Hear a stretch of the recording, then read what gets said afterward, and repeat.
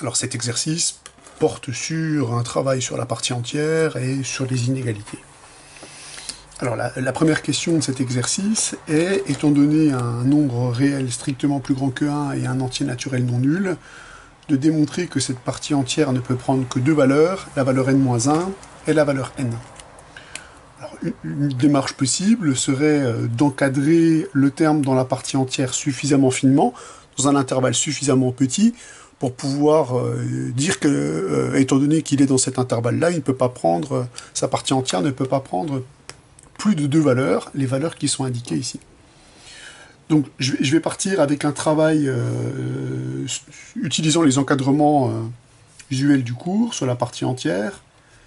Je vais déjà encadrer la partie entière de nx. Par définition, la partie entière de nx, c'est le plus grand entier inférieur ou égal à nx. Donc on dispose de cette inégalité et de l'inégalité associée. Ce terme-là est strictement plus grand que nx moins 1. On sait que x est un nombre réel strictement positif, puisqu'il est plus grand que 1. Donc je peux parfaitement multiplier cet encadrement par 1 sur x, ce qui ne va pas changer le sens des inégalités.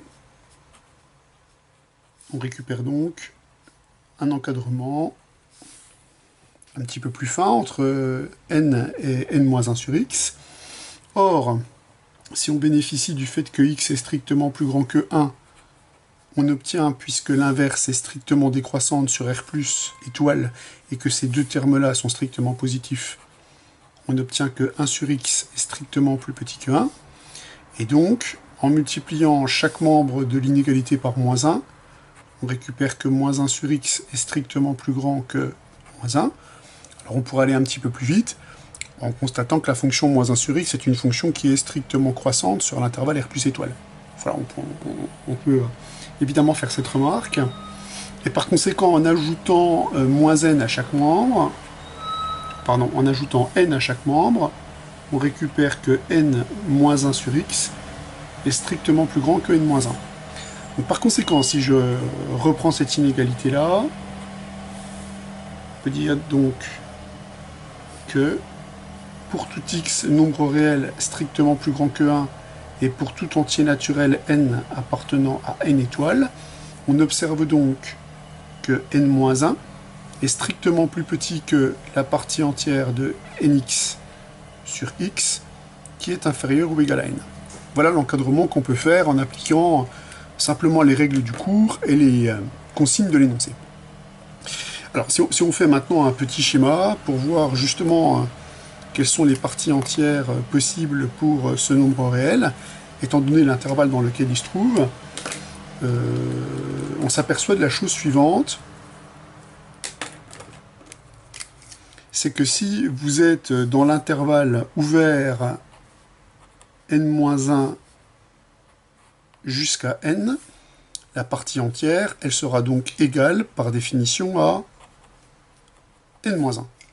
Par contre, si votre élément qui est ici est égal à n, alors dans ce cas-là, la partie entière, elle vaut n. Donc finalement, si notre élément est compris entre n-1 au sens strict et n au sens large, on a bien deux parties entières possibles pour ce terme-là. Donc, on obtient que la partie entière de la partie entière de nx sur x appartient à l'ensemble n-1, n. On s'aperçoit également que pour atteindre la valeur n, ça se joue de peu. C'est-à-dire que ce nombre-là aura une partie entière égale à n uniquement si le nombre qui est ici est égal à n. On va tout de suite préciser ce qu'on vient de démontrer. Donc plus précisément, on constate que la partie entière de la partie entière de nx sur x, cette partie entière est égale à n, à la condition nécessaire et suffisante que la partie entière de nx sur x est égale à n. Il n'y a que pour cette valeur-là que la partie entière vaut n. Alors pour la deuxième question, on vous dit qu'on suppose de plus que x n'appartient pas à q, et on vous demande de démontrer que la partie entière de nx sur x est égale à n-1.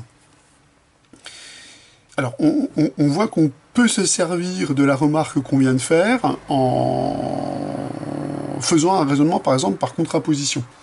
Ici, il s'agit de démontrer une implication, il s'agit de démontrer que x appartient à q implique que la partie entière de ce nombre réel est égale à n-1. Si on raisonne par contraposition,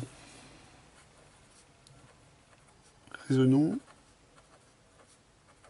par contraposition,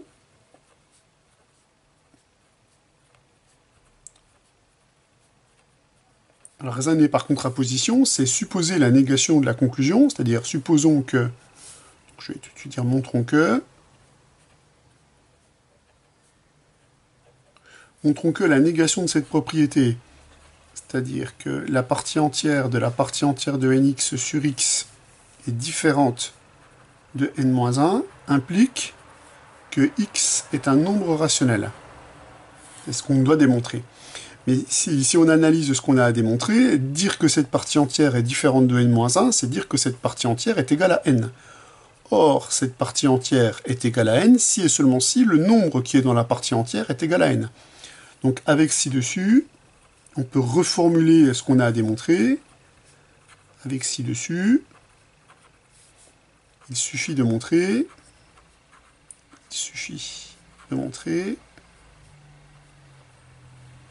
que, eh bien, si le nombre qui est là est égal à n, ceci implique que x appartient à q. Donc il suffit qu'on suppose ceci pour montrer que x appartient à q. Or, on constate assez facilement que si la partie entière de nx sur x est égale à n, alors on va pouvoir exprimer x. X, il va être égal à la partie entière de nx sur n. Or, le terme qui est au numérateur, ici, est un entier relatif, et le terme qui est au dénominateur est un entier naturel non nul par hypothèse. Donc le nombre qu'on récupère ici est donc un nombre rationnel. On vient donc bien de démontrer que si ce nombre-là est égal à n, alors x est bien un nombre rationnel. On vient donc bien d'établir cette implication, et ainsi, si on applique le raisonnement par contraposition, on vient bien de démontrer que si x est un nombre irrationnel,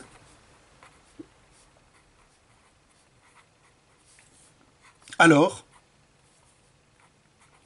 on a bien que la partie entière de nx sur x, cette partie entière-là, elle est bien égale à n-1. Donc par le biais d'un raisonnement par contraposition, on arrive à démontrer le dernier point de cet exercice.